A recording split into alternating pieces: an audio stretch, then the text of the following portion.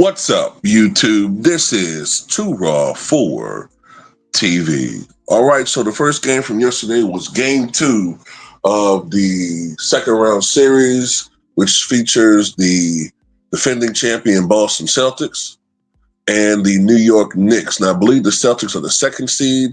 I think the Knicks are the third seed, if I'm not mistaken, in the Eastern Conference. Now, going into this series, I think most of us would agree that we thought Boston was favored to win because of the previous matchups between these teams. Boston, although there have always been doubts about their championship run, every team that they played last year had serious or significant injuries.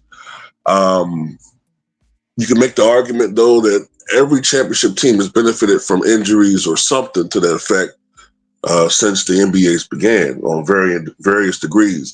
The Knicks, however, the perception has been that although they are a good team, they are not at the level of the teams perceived to be at the top. The Cavaliers, who are in serious trouble right now, obviously. The OKC Thunder, who put absolute ass whooping on the Nuggets. We'll talk about that later on. And another team, right? But anyway, this has been a great playoffs, great series. It reminds me of late 90s, 2000s basketball where defense is the deciding factor in these games. So kudos to this playoffs. And this game pretty much went the same way game 1 went.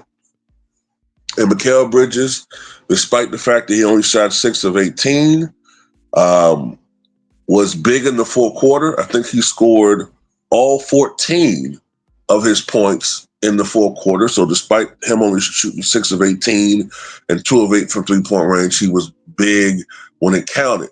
So he made timely shots, even if his overall offense was not efficient. He also had 7 rebounds, 5 assists, 3 steals. That last steal came in a similar situation and circumstance that he had in the first game. Remember, he was the one who got the steal from Jaylen Brown that last possession to ice the game for the Knicks. Well, this time he got it going against Jayson Tatum. And speaking of Tatum and Brown, they have been awful these first 2 games. They're supposed to be the team's 2 best players. Tatum went 5 of 19 from the floor, 1 of 5 from three-point range. Jaylen Brown, 8 for 23, 2 for 7 from downtown. Just not getting it done. Al Horford has been offensively invisible. He is clearly not the same Al Horford from a couple of years ago. He may be on his last legs. Derek White, 6 of 17 from the floor. He's been a hero for the Celtics in the past. Not last night. 3 of 11 from three-point range. Going back to the Knicks, Jalen Brunson didn't even have a good offensive night. So the fact that the Celtics lost a game, as a matter of fact, the first 2 games, Jalen Brunson has not been at his best.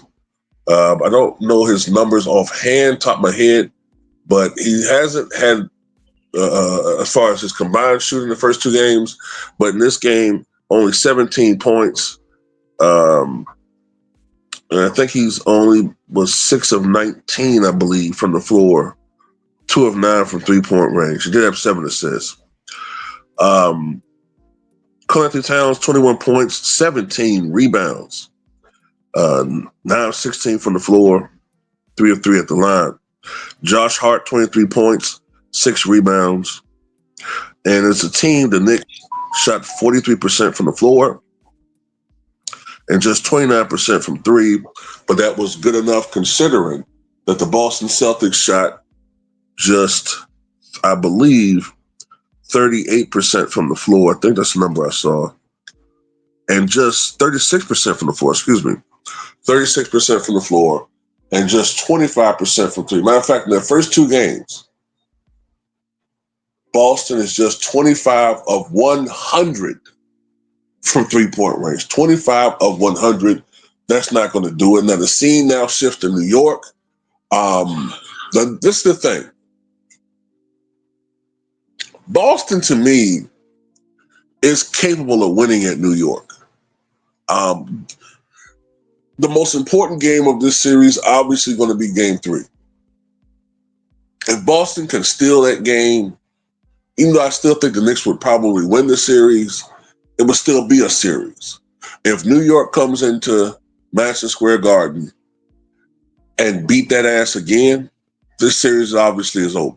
There has never been a team that has come back from an 0-3 deficit and have gone on to win a playoff series in NBA history. It has never been done in the NBA. It has been done a couple of times in, I believe it's been done a couple of times in the NHL. I think it's been done 3 or 4 times in the NHL. I think it's been done once in Major League Baseball, the 2004 Red Sox. Now, maybe another team has done it since then, but I know it's been done once. The 2004 Red Sox, who came back from an 0-3 deficit against the Yankees. I remember watching that series. In Game 3, if I remember correctly, they pounced the Red Sox 19-8, the Bronx Bombers. And I thought, man, this series is over with. But, you know, they came back and won the next 4 games. Speaking of Mikal Bridges, right?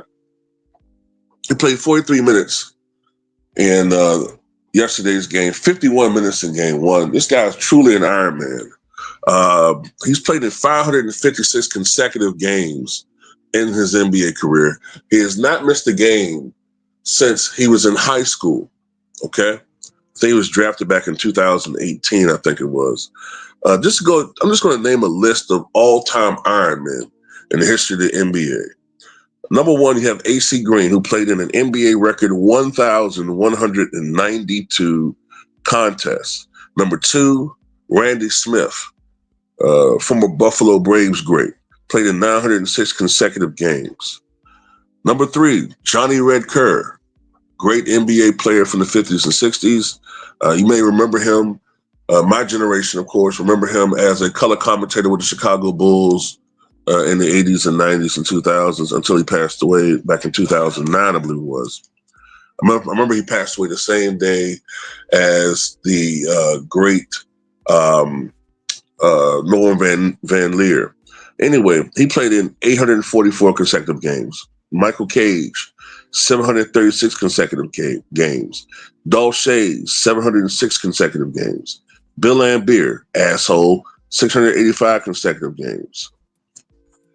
Harry Gallatin, the horse, 682 consecutive games. Andre Miller, 632 consecutive games. John Stockton, 609 consecutive games. Jack Twyman, 609 consecutive games, tied with Stockton. James Donaldson, the center from the 1980s and 1990s that played for the Mavericks, 586 consecutive games. B.J. Armstrong, 577 consecutive.